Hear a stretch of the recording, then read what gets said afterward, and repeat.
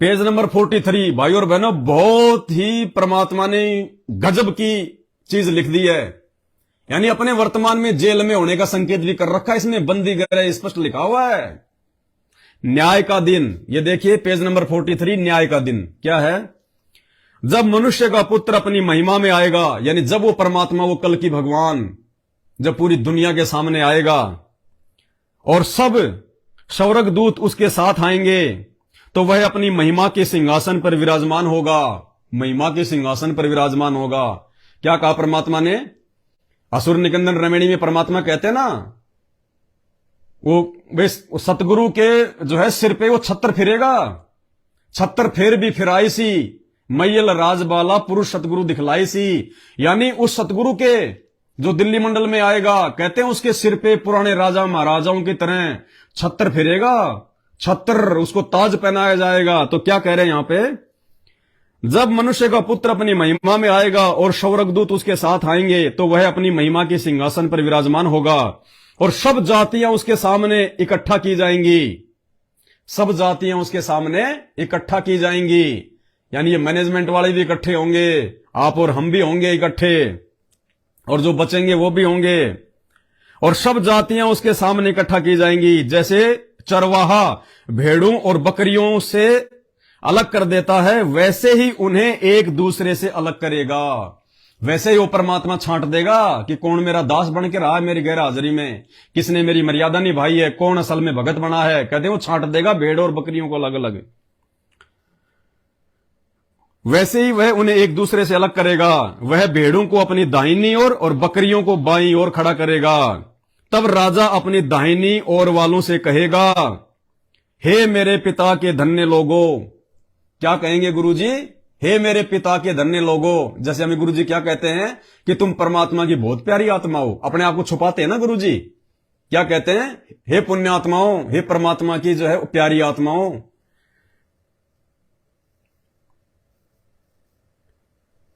तब राजा अपनी दाहिनी ओर वालों से कहेगा, हे मेरे पिता के धन्य लोगों, आओ उस राज्य के अधिकारी हो जाओ जो जगत के आदि से तुम्हारे लिए तैयार किया गया है। कि आओ मेरे बच्चों, अब तुम्हें वो सुख दूंगा, वो साम्राज्य दूंगा, इस पूरी दुनिया की व्यवस्था में तुम्हारे को संभालूंगा, तुम इसके अधिकारी हो। क्यों? क्योंकि तुमने ज्ञान को समझ लिया, तुमने अपने भगवान को समझ लिया। तुम अब धोखा नहीं खा सकते, तुम मुझे कभी धोखा नहीं दोगे, तुम मेरे साथ कभी विश्वासघात नहीं करोगे। क्योंकि दास भाई और बहनों, बार बार आप लोगों को एक बात कहता है, यदि किसी ने भगत बनना है तो संत रामपाल जी के इसार जेल से बाहर आने से पहले पहले बनना है। उसके बाद में कोई व्यक्ति भगत नहीं बन सकता।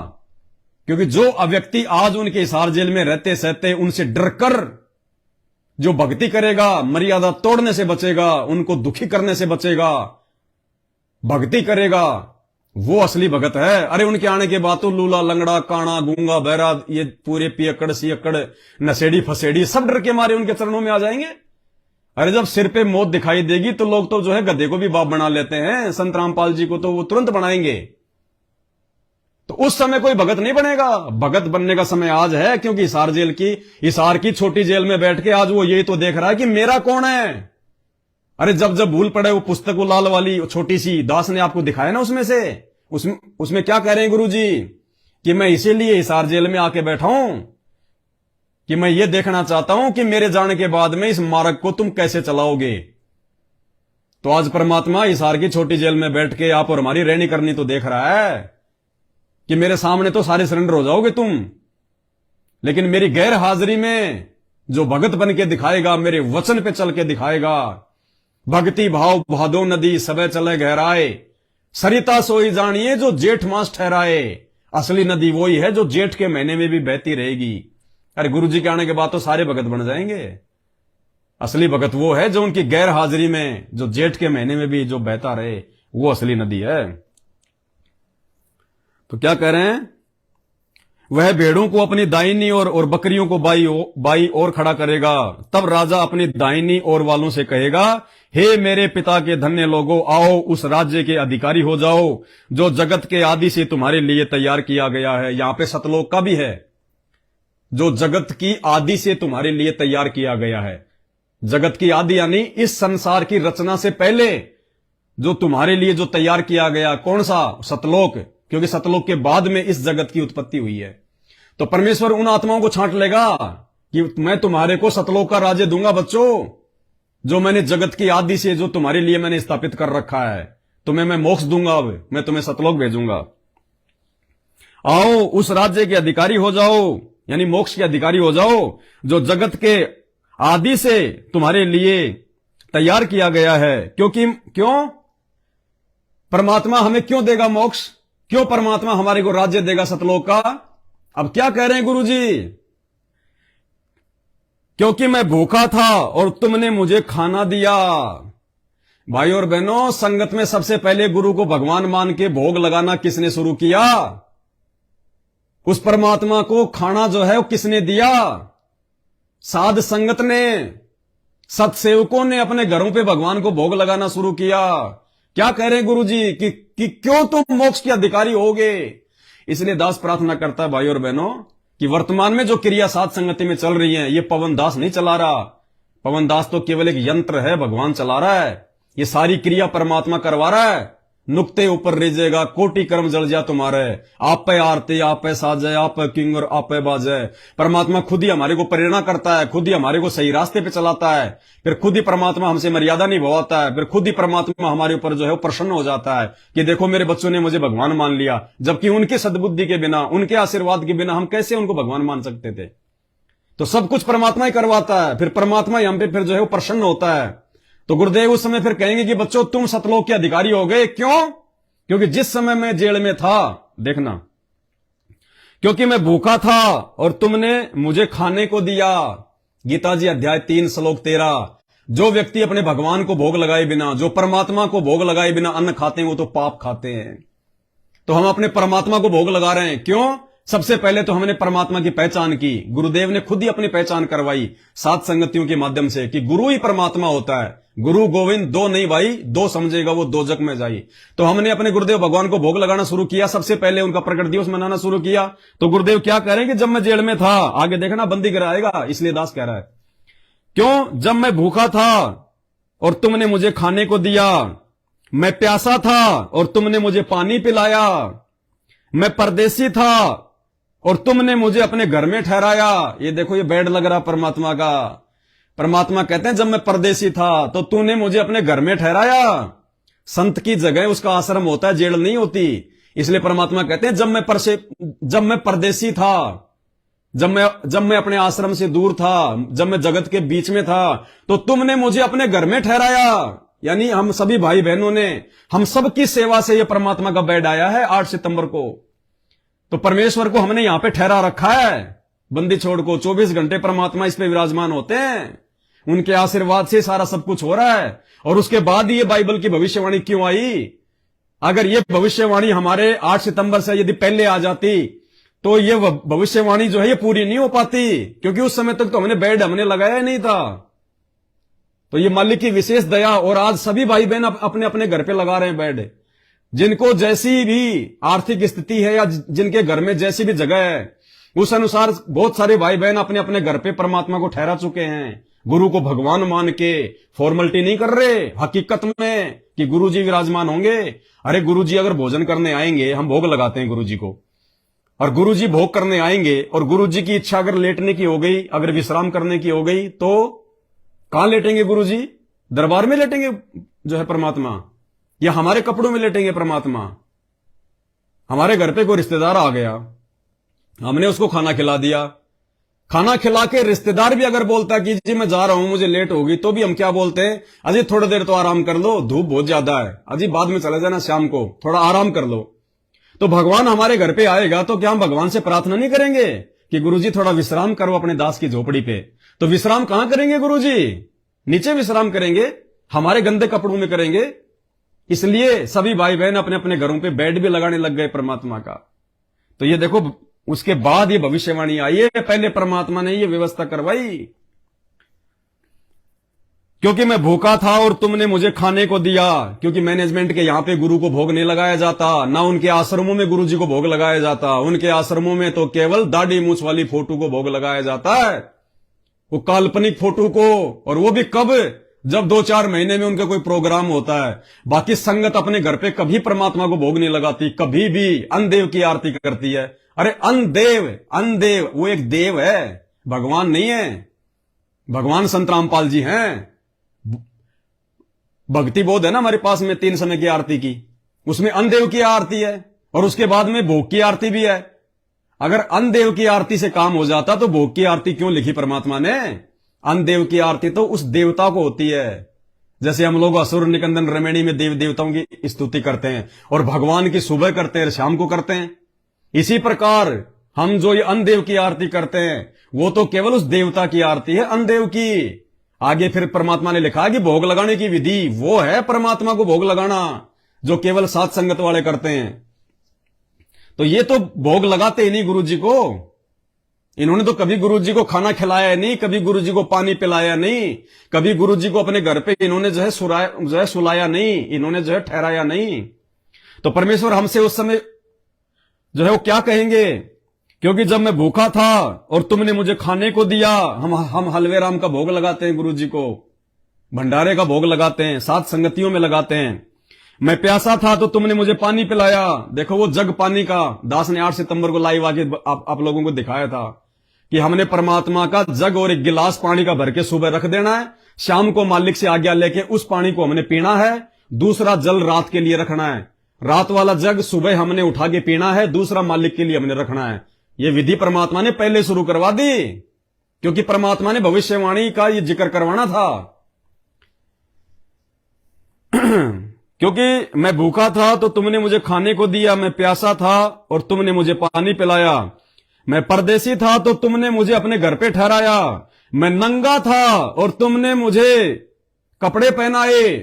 देखो वो रखे परमात्मा के 2 जोड़ी कपड़े, पैंट शर्ट, कुर्ता पायजामा, लोअर टी शर्ट। ये भी 8 सितंबर को ही आया है और इसमें भविष्यवाणी में जिक्र कर दिया परमात्मा ने कि जब मैं नंगा था, यानी परमात्मा जेल में है, वो कैदी के रूप में है, तो वो जेल वाले ड्रेस पहनेंगे। इसलिए मालिक कहते हैं जब मैं नंगा था तो तुमने मुझे कपड़े पहनाए। सभी भाई बहनों की सेवा लगा दी परमात्मा ने, सबकी। आप ये ना सोचना कि अकेला ये दास कर रहा है, नहीं, दास तो केवल निमित्त मात्र है। हम जितने भी साथ संगत से जुड़े हुए भाई बहन हैं, जिन्होंने अपनी सेवा लगवाई है, देखो ऐसे परमात्मा कहते हैं सुपात्र को यदि तुम लोग जो है सहयोग करोगे तो दान का जो है सदुपयोग होता है। जबकि दान तो हम किसी से ले ही नहीं रहे, ना ज्योति का ना पाठ का। ये तो सात संगतियां मालिक के बच्चे आपस में अपना सहयोग करके जो है आगे बढ़ा रहे हैं, तो ऐसे सदुपयोग होता है। जब मैं नंगा था तो तुमने मुझे कपड़े पहनाए, मैं बीमार था और तुमने मेरी सुध ली, मैं बंदी गृह में था और तुम मुझसे मिलने आए। मैं बंदी गृह में था और तुम मुझसे मिलने आए। अब देखना यहां पे शंका पैदा ना हो जाए कि हम तो जो है जाते नहीं गुरुजी से मिलने, गुरुजी से तो केवल उनके परिवार को मिलने दिया जाता है, हम तो कभी गए नहीं मिलने। तो देखिए फिर हम क्या कहेंगे फिर परमात्मा से उस समय, क्या कहेंगे तब? देखो यहां पे बंदी गृह शब्द आ गया, जब मैं बंदी गृह में था और तुम मुझसे मिलने आए।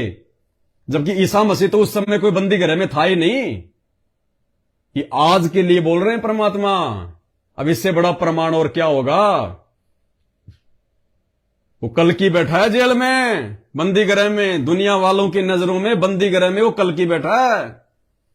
जब मैं बंदी गृह में था तुम मुझसे मिलने आए। अब देखना ये मिलना क्या है। तब धर्मी उसको उत्तर देंगे, यानी वो धर्मी भगत, वो दास, वो सात संगत वाले परमात्मा को जवाब देंगे, हे प्रभु हमने कब तुझे भूखा देखा और खिलाया? कि हे गुरुदेव हमने आपको कभी नहीं खिलाया ये सोच के कि मेरा गुरु भूखा है। हमने तो आपके भक्ति विधान को फॉलो किया जो आपने हमें पढ़ाया। हमने ये सोच के भोग नहीं लगाया कि हमारे गुरुजी जेल में भूखे हैं। हमने तो आपके भक्ति विधान को फॉलो किया। गीता जी अध्याय 3 श्लोक नंबर 13 को आपने हमें शिक्षा दी, आज्ञा दी कि पहले अपने परमात्मा को भोग लगाओ, उसके बाद में जो है अन्न खाओ। तो परमेश्वर हमने आपको भूखा जान के भोजन नहीं खिलाया। आप तो तीनों लोकों में प्रवेश करके पूरी सृष्टि का पालन पोषण करने वाले हो परमात्मा। पो पाटी पगड़ा भया जागी जी आजून, सब काऊ को देत है ये चोस समाना चून। मालिक आप तो चींटी को कण और हाथी को मण खिलाते हो परमात्मा, आपको कौन खिला देगा? तो हम ये कहेंगे फिर जो है बंदी छोड़ से कि परमात्मा हमने आपको जो है वो कब खिलाया? भूखा समझ के। इसमें ऐसा ही लिखा हुआ है कि हमने आपको भूखा समझ के कब खिलाया? हमने आपको भूखा समझ के नहीं खिलाया, हमने तो आपके भक्ति विधान को फॉलो करके खिलाया परमात्मा। तब धर्मी उत्तर देंगे, हे प्रभु हमने कब तुझे भूखा देखा और खिलाया, या प्यासा देखा और पानी पिलाया? हमने आपको प्यासा समझ के पानी नहीं पिलाया, हमने तो भक्ति विधान को फॉलो किया। हमने कब तुझे परदेसी देखा और अपने घर में ठहराया? हमने तुझे परदेसी समझ के ये बेड नहीं लगाया। आप हमारे बाप हैं, हमारे पिता हैं। एक बेटा अपने बूढ़े मां बाप के लिए भी बेड लगाता है, उसके बिस्तर बिछाता है, उसकी सेवा करता है। हमने आपको परदेसी समझ के नहीं, अरे परदेसी तो हम हैं इस काल के लोक में आके। सतलोक हमारा देश है और ये काल का लोक ये परदेश है। परमेश्वर परदेसी तो हम हैं। ये सारी सृष्टि आपकी है परमात्मा, ये आपका देश है। हमने आपको जो है परदेसी समझ के ये बेड नहीं लगाया, हमने अपना बाप समझ के, अपना परमात्मा समझ के कि हमारा बाप खाना खाने के बाद, भोग प्रसाद लेने के बाद में आराम करेगा, विश्राम करेगा, हम उनकी सेवा कर पाए, हमारे को मौका मिले उनकी चरण सेवा करने का, उनकी सेवा करने का। इसलिए परमेश्वर हमने आपको अपना बाप समझ के बेड लगाया, ना कि जो है परदेसी समझ के। या प्यासा देखा और पानी पिलाया, हमने कब तुझे परदेसी देखा और अपने घर में ठहराया? या नंगा देखा और कपड़े पहनाए?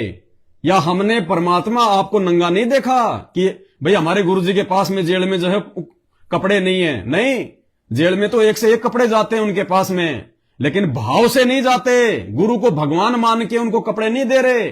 बेटी अपना बाप समझ के दे रही है, बेटा अपना बाप समझ के दे रहा है, भाई अपना भाई समझ के दे रहा है, औरत अपना पति समझ के दे रही है, लेकिन आपको परमेश्वर मान के किसी ने भी जेल में आपके पास में कपड़े नहीं पहुंचाए। इसलिए परमेश्वर हमने आपके लिए कपड़े बनवाए हैं, अपना बाप समझ के, अपना परमात्मा समझ के। हमने कब तुझे बीमार या बंदी गृह में देखा और तुझसे मिलने आए? परमात्मा हमने कब तुझे बीमार देखा? जबकि जब अखबार में आपके बारे में आता था कि संत रामपाल जी की पीठ में दर्द है, संत रामपाल जी के दिल में दर्द है, उनको हिसार की हॉस्पिटल में लेके गया, अग्रसेन हॉस्पिटल में बहुत सारी बार आया अखबार में। और हम लोगों को हम क्या समझाया करते थे कि ये भगवान की लीला है, भगवान कभी बीमार नहीं होता। अरे उनकी तो तेज पुंज की देह है, रोज हम नित्य नियम पढ़ते हैं। वाणी संख्या 22 और 23, गरीब ऐसा सतगुरु हम मिला, तेज पुंज के अंग, झिलमिल नूर जहूर है, नर रूप श्वेत रंग। गरीब ऐसा सतगुरु हम मिला, तेज पुंज की लोय, लोय माने शरीर कि हे गुरुदेव आपकी तो तेज पुंज की शरीर है, और तेज पुंज का शरीर कभी बीमार नहीं होता। ये तो परमात्मा आप एक मानस रूप में आए हुए हैं, इसलिए आप जी लीला कर रहे हैं। तो हम ये कहेंगे कि परमात्मा हमने कब आपको बीमार देखा और कब हमने आपको जेल में देखा जो हम आपके लिए वहां पे कपड़े पहुंचाए या हमने वो किया? हमने तो आपको अपना बाप समझ के ये सारा काम किया है। हमने कब तुझे बीमार या बंदी गृह में देखा? अगर हम गुरुजी को जेल में देखते तो हम भी हिसार की तारीखों पे धक्के खाते। हम साथ संगति से जुड़ के लोगों को नहीं समझाते कि मोकू कहां ढूंढे रे बंदे, मैं तो तेरे पास में, और घट ही में गंगा, घट ही में जमुना, घट ही में है जगदीश। हम तो लोगों को समझा रहे हैं 7 साल से कि मत जाओ हिसार की तारीखों पे, मत जाओ। परमात्मा को अपने घर पे समझो, अपने घट में समझो। अपने घर पे रोज तुम आरती करते हो, तुम दीपक जलाते हो। अगर तुम्हें यह है कि गुरुजी जेल में हैं तो नालायकों फिर क्या दीवारों के सामने दीपक लगा रहे हो? दीवारों के सामने अपने घर पे तुम जो है दंडोत कर रहे हो, तुम दीवारों के सामने खड़े होकर आरती करते हो। जब तुम्हें इतना ही विश्वास नहीं है कि हमारे गुरुजी हमारे घर पे नहीं है, तो हम ये कहेंगे कि गुरुजी हमने कब आपको बीमार देखा, हमने कब आपको जो है बंदी गृह में देखा? हमने तो आपको सदा अपने पास में देखा कि हम हैं सबद सबद हम माही, और हमसे भिन्न और कछुनाई। कि परमात्मा आप तो पल पल अपने बच्चों के साथ में हो। मालिक आप जेल में बैठ जाओगे तो दुनिया कौन चलाएगा? इसलिए हम ये कहेंगे कि परमात्मा हमने कब आपको जेल में देखा? जो आप कह रहे हो कि तुम मेरे से मिलने आए थे, तो परमात्मा हमने आपको कब जेल में देखा जो हम आपसे मिलने गए? फिर क्या जवाब देंगे परमात्मा, देखना। तब राजा उन्हें उत्तर देगा। फिर वो राजा क्या कहेगा, गुरुदेव भगवान हमसे क्या कहेंगे, मैं तुमसे सच कहता हूं कि तुमने जो मेरे इन छोटे छोटे भाइयों में से किसी एक के साथ किया वह मेरे ही साथ किया। फिर गुरु जी क्या कहेंगे कि बेटा मैं तो तुम्हारी परीक्षा ले रहा था, जबकि ज्ञान आधार यह है कि जब तुमने साध संगतियों में, क्योंकि भगत कौन है, जो मर्यादा में रहेगा वो होगा भगत। ताते सतगुरु शरणा लीजिए, कपट भाव जिन दूर करीजिए। असली भगत कौन होता है, जो अपने मन से छल कपट को बाहर फेंक देता है। छल कपट क्या है इस भक्ति मार्ग में, आप यदि अपने गुरु के अलावा किसी और को भगवान मानते हो तो आपके अंदर छल कपट है, धोखा कर रहे हो आप अपने गुरु के साथ। तो गुरु जी ये कहेंगे कि बेटा साध संगति में जो मेरे बच्चे आया करते थे, और इन बच्चों को, कौन से बच्चों को, जो वास्तव में योगी है, जो भगत हैं, जिन्होंने भगवान को पहचान लिया। बाकी नाम तो पूरी दुनिया लेती है, कोई शराब पीता है, कोई मांस खाता है, कोई चोरी कर रहा है, कोई उल्टे काम कर रहा है, वो भगत नहीं होते नाम लेने के बाद भी। नाम लेने के बाद में असल भगत वो है जो गुरु को भगवान मान के हर क्रिया करे मर्यादा में रह के। तो गुरुदेव फिर हमसे क्या कहेंगे, तब राजा उन्हें उत्तर देगा कि मैं तुमसे सच कहता हूं कि तुमने जो मेरे इन छोटे से छोटे भाइयों में से किसी एक के साथ किया वह मेरे ही साथ किया। यानी तुमने इन बच्चों के साथ में जो किया, साथ संगतियों में तुमने इनको भंडारा खिलाया, मुझे भोग लगा के, तो तुमने मुझे ही खिला दिया। तुमने इनकी हर प्रकार से मदद की, तुमने इनकी हेल्प की, तुमने इनको प्यार प्रेम से समझाया।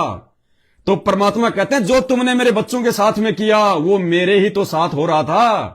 जब तुम इनको भंडारा जो है करवा रहे थे तो मैं ही तो खा रहा था। जब ये भोग लगा हुआ वो जो है वो जल जो है वो ग्रहण कर रहे थे तो मैं ही तो कर रहा था। जब ये तुमसे मिलने आते थे और तुम इनसे मिलने जाते थे साथ संगतियों में, तो तुम मेरे से तो मिलने आ रहे थे। तुम साथ संगति में कोई ब्याह शादी की कोई चर्चा थोड़ी करने आ रहे हो। दास क्यों कहता था आप लोगों को बार बार कि साध संगति में रमणियों की चर्चा नहीं होगी, ना कोई अपने गर्भिद की बात होगी, केवल परमात्मा की चर्चा होगी।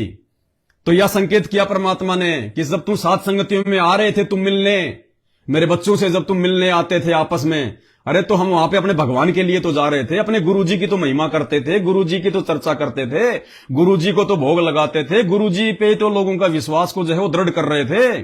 तो परमात्मा क्या कह रहे हैं कि जो तुम कुछ इनके साथ में कर रहे थे वो मेरे तो साथ कर रहे थे, इसलिए तुम मेरे से मिल भी रहे थे, तुम मुझे खिला भी रहे थे, तुम मुझे पिला भी रहे थे, तुम मुझे पहना भी रहे थे।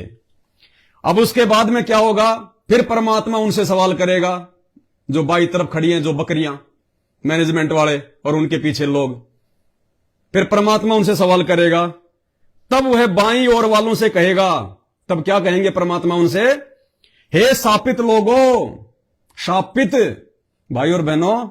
अब दास कैसे समझाए, एक 9 पेज का हिसार जेल से वो लेटर आया था, 9 पेज का, जो गुरुजी ने लिख के भेजा था 2020 में, बड़ी मुश्किल से आप और हमारे हाथ लगा था। उस 9 पेज के लेटर में दास ने वीडियो बना दिए 2, आपने देख भी लिया। उसमें गुरुजी ने स्पष्ट कह रखा है कि तुम मैनेजमेंट वालों को मेरे अंदर रामपाल दिखाई देता है और इन साध संगत वालों को मेरे अंदर जो है कबीर दिखाई देता है, और इसमें रात दिन का अंतर है। स्पष्ट कर दिया परमात्मा ने। तो क्या कहेंगे परमात्मा फिर उनसे, इतने कुक्रम करने के बाद, ये वर्तमान में 9 साल से इन्होंने जितने भी ये कुक्रम किए हैं, संगत को बहकाया, बरगलाया, इन्होंने जो ये धंधा किया, राजनीतियां की, जगत वालों के साथ में यारी दोस्ती, आश्रम को इन्होंने हॉस्पिटल बना दिया, सत्संग में लोगों के दांत चेक कर रहे हैं। अरे कहीं बाहर मर जाते, बाहर डॉक्टर नहीं है क्या दुनिया भर के, क्यों संत रामपाल जी का नाम बदनाम किया। संत रामपाल जी तो कहते हैं कि मेरे आश्रम में आओ, मेरे से नाम लो, कैंसर क्या, कैंसर का बाप ठीक हो जाएगा। ऐसे ऐसे लोगों के असाध्य रोग ठीक किए, फूटी आंख को ठीक किया है, गले में कैंसर 4-4 गांठें अपने आप निकल आई, डॉक्टर बोला हम तो इन्हीं का ऑपरेशन करने वाले थे, तो खुद ही निकाल के ले आई। ऐसे ऐसे परमात्मा ने चमत्कार किए, मुर्दों को जिंदा किया, और उस परमात्मा के आश्रम को तुमने हॉस्पिटल बना दिया। ये शापित है, शापित लोग। तो क्या कह रहे हैं परमात्मा फिर उनसे क्या बोलेंगे, तब वह बाईं ओर वालों से कहेगा, उन बकरियों से कहेगा, हे शापित लोगों, मेरे सामने से उस अनंत आग में चले जाओ, नरक में चले जाओ, भाड़ में चले जाओ, मेरे सामने से। तुम्हारी शक्ल भी मुझे दिखाई नहीं देनी चाहिए, दिन रात तुम मेरे साथ में रहे।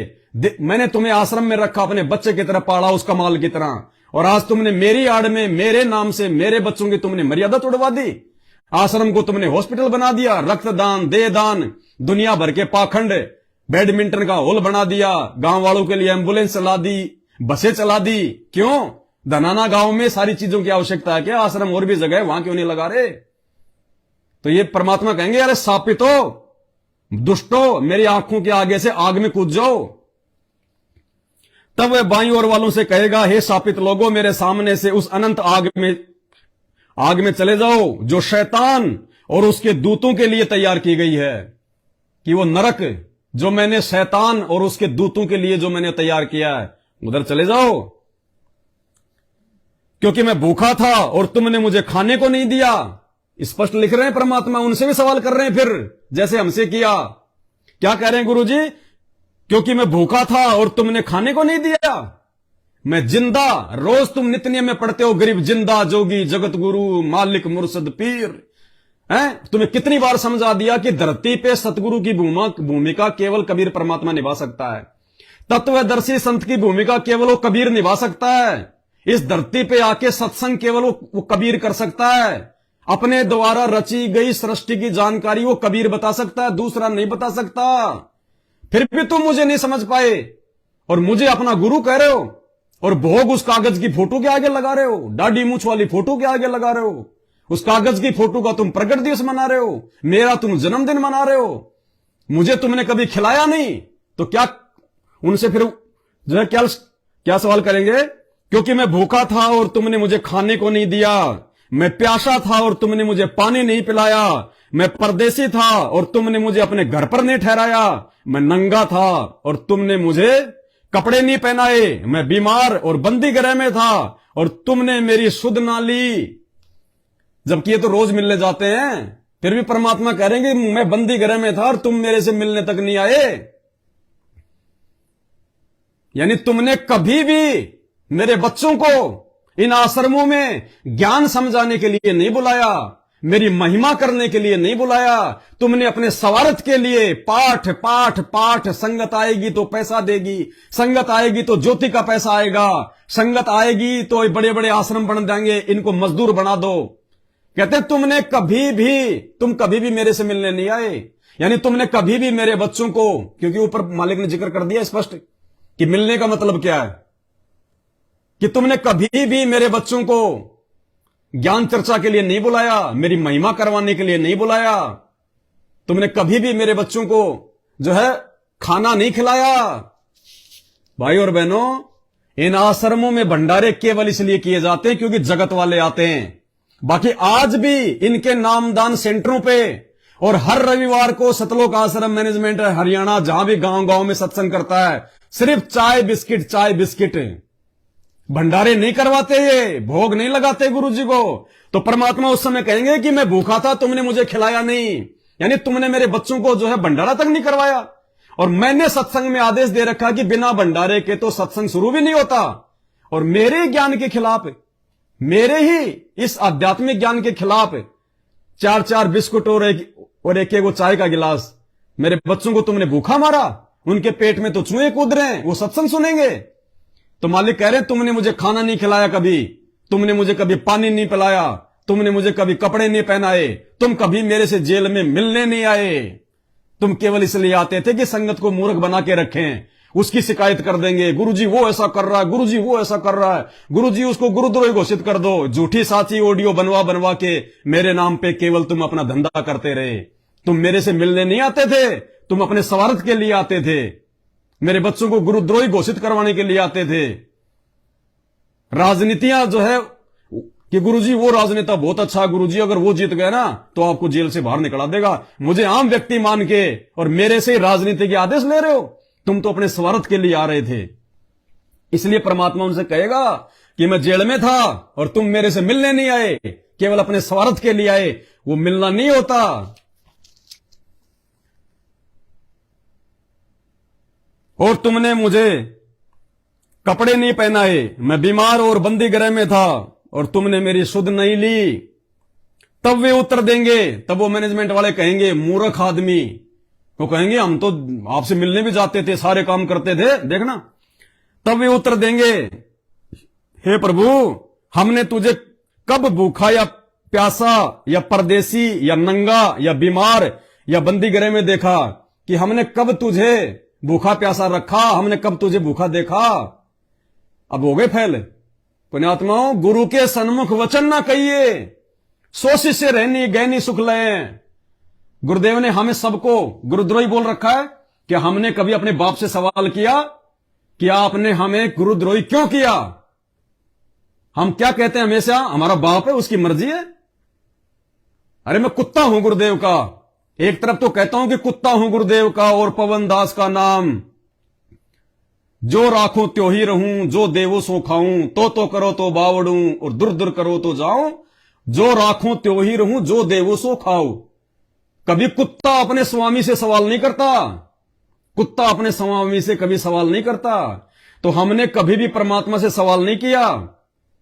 और इन्होंने ये क्या बोलेंगे देखना, ये बोलेंगे भविष्यवाणी है, क्योंकि ये भविष्यवाणी भी आप और हमारे समझ में आएगी, ये भी हमारे तक ही पहुंचेगी, उन तक नहीं जाएगी। इसलिए ऐसा होना है, पहले से ही खुलासा हो गया, उसके बावजूद भी ऐसा ही वो लोग गुरु जी को बोलेंगे, क्योंकि वो गुरु को मानुष मानते हैं। और गुरु जी को मानुष मानने वाले को परमात्मा ने कहा अंधा, और अंधा आदमी चाहे कितना समझा दो गलती करेगा ही करेगा। गुरु मानुष कर जानते वो नर कहिए अंधे। तब वे उत्तर देंगे और सवाल कर रहे हैं। क्या सवाल कर रहे हैं? हे प्रभु, हमने तुझे कब भूखा या प्यासा या परदेसी या नंगा या बीमार या बंदी गृह में देखा? हो गया सवाल गुरुजी से। अरे गुरुजी कह दे तू चोर, तो मान लेना चाहिए कि गुरुजी मैं चोर, मेरे से गलती हो गई, गुरुजी माफी करो परमात्मा, आगे से मालिक ध्यान रखूंगा। आप बिल्कुल, आपकी दोनों आंखें सही हैं। और गुरुजी कह दे कि तू एक आंख से अंधा। गुरुजी बिल्कुल अंधा मालिक, बंदी छोड़, मैं तो नीच हूं, क्या पता मेरे को सपना आ रहा है, क्या पता मालिक मेरी आंखों का भ्रम है कि मुझे दोनों आंखों से दिखाई दे रहा है। जबकि गुरुजी आप कह रहे हो वो सत्य है, अंधा तो अंधा ही हूं गुरुजी, ये होना चाहिए। जबकि ये सवाल कर रहे हैं, तब ये उत्तर देंगे, हे प्रभु, हमने तुझे कब भूखा या प्यासा या परदेसी या नंगा या बीमार या जेल में देखा और तेरी सेवा टहल नहीं करी? और कब तेरी सेवा नहीं करी? तेरे लिए रजाई गद्दे लेके जाते थे, तेरे लिए हम कपड़े लेके जाते थे, मिठाई के डब्बे लेके जाते थे, कब तेरी सेवा नहीं करी? सवाल क्वेश्चन मार्क लिखा हुआ है। तब वह उन्हें उत्तर देगा तब परमात्मा उनको उत्तर देंगे और क्या बोलेंगे? मैं तुमसे सच कहता हूं कि ये झूठ नहीं है, सच कह रहा हूं। मैं तुमसे सच कहता हूं कि तुमने जो इन छोटे से छोटों में से किसी एक के साथ नहीं किया, वो मेरे साथ भी नहीं किया। कि तुमने इस जो मेरी संगत के साथ में नहीं किया ना, वो तुमने मेरे साथ भी नहीं किया। तुमने मेरी संगत को भंडारे नहीं खिलाए तो मैं भी भूखा रहा। सत्संग करवा रहे हो पैसे के लिए, दान पेटियां रख देते हो, चाय बिस्कुट में बच्चों को टाल देते हो। अरे कुत्ते का पिल्ले का, एक कुत्ते के बच्चे का भी 2 बिस्कुट से एक चाय से पेट नहीं भरता। और तुमने मेरे बच्चों को, जो बेचारे अपने घर से कोई 20 किलोमीटर से कोई 50 किलोमीटर से भूखा प्यासा सत्संग सुनने आया, और तुमने उनको चाय बिस्कुट में टाल दिया, उनको तुमने भोजन तक नहीं कराया, मुझे भोग नहीं लगाया, तो मैं भूखा था। मेरे बच्चे भूखे तो मैं भूखा। क्या कह रहे हैं परमात्मा? मैं तुमसे सच कहता हूं कि तुमने जो इन छोटे से छोटों में से किसी एक के साथ भी नहीं किया, वो मेरे साथ भी नहीं किया। यानी छोटे छोटे बच्चे भी बेचारे भूखे गए। नालायको, जो तुमने उनके साथ में किया वो ही तो मेरे साथ में हुआ। छोटे छोटे बच्चे सत्संग में आकर वो भूखे चले गए।